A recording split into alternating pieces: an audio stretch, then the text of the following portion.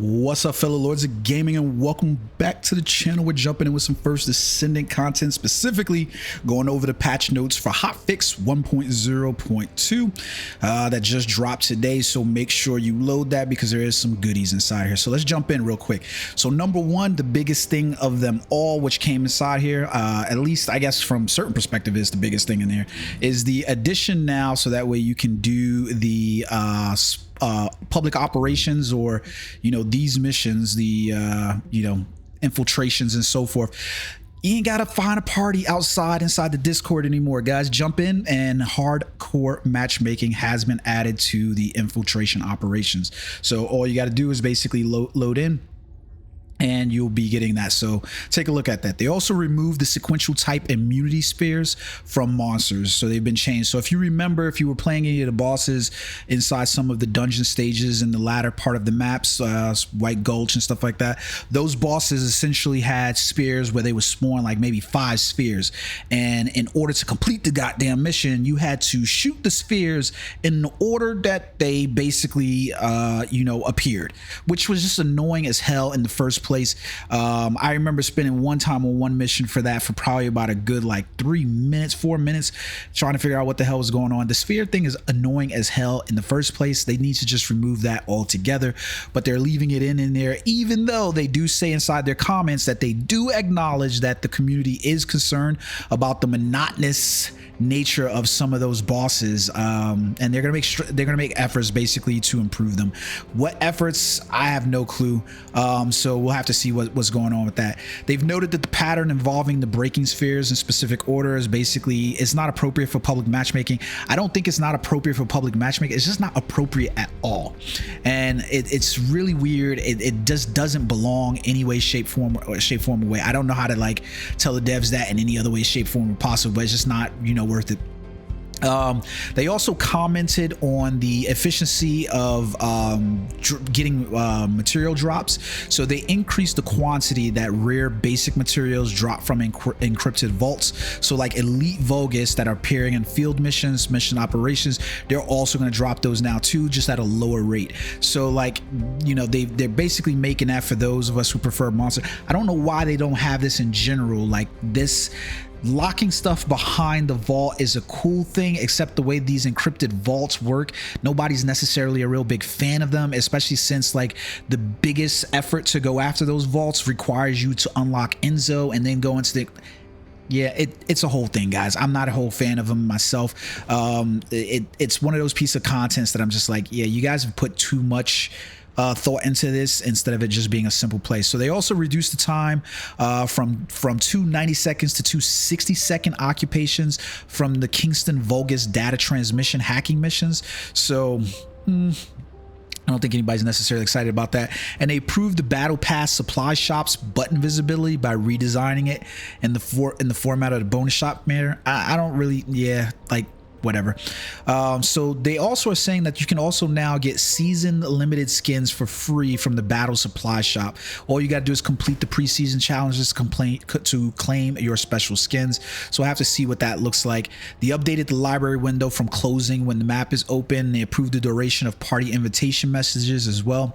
So they also had a comment about the useful tips that they've basically improved as well. And then lastly, one of the things that I thought that they really need to improve, although I'm not really seeing a lot of it here, is the optimization improvements that they've made to the game. So essentially they've improved the stability of the shader preparation process by reducing the CPU load during that shader generation. I don't know how true this is. Like I said, you guys can look down in the description, you see what my rig is. It's really powerful. I've got a 4090. I'm using an i9 1300, and I have had CPU ID benchmark and all of those up, and I'm not noticing any upticks in my CPU usage or anything else like that. It just, for some reason, I don't know what's going on. They did update this to basically say that the issue is still there, but they're doing it. I don't feel like this is an issue with the 13th or 14th gen Intel pages, and they're trying to point to that. I think this is poor optimization on their part, but we'll see. So they lowered the GPU memory usage when it's set to a high or higher quality. I am currently set at ultra quality, and I'm still noticing it. Realistically, I have to say this, I've been adamant about it. This does not appear to me to be my rig's problem, especially when I can run Destiny, BDO, and most of the high end type games that are currently on the platform, and this is the only game that I'm having issues. It's unbelievable to me that this is an issue with my graphics card or my CPU, more or less probably a concern with them. And like, if you need to, go take a look at Intel's official guide for basically looking at how to down tune your CPU inside the BIOS settings and stuff like that in there.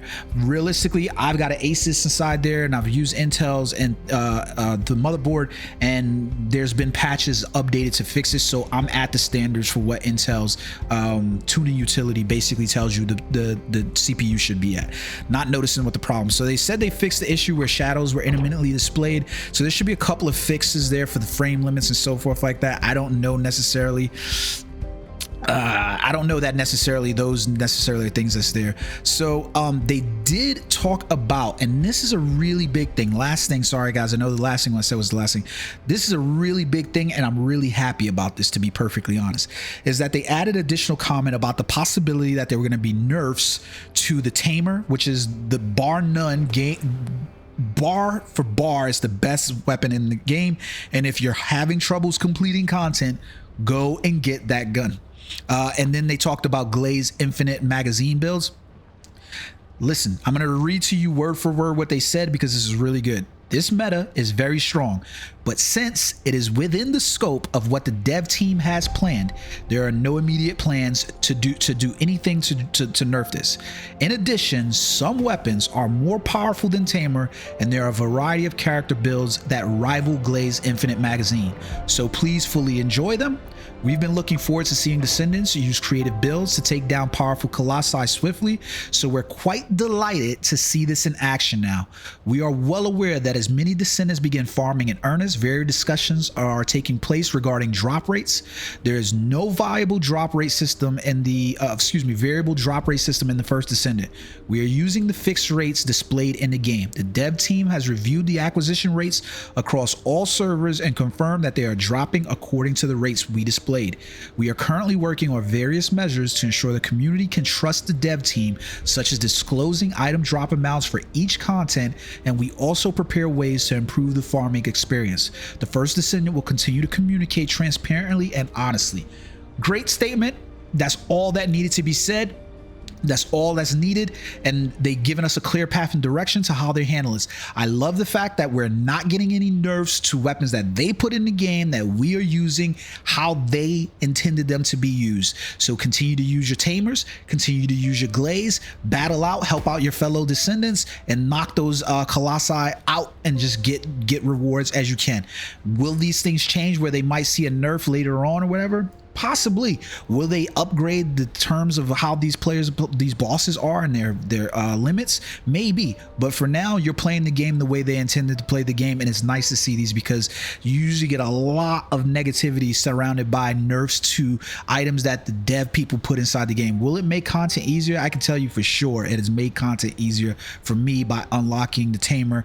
Yeah, it is what it is, guys. So use it until you lose it. Hope you guys enjoyed this video. Please take the time to like and subscribe.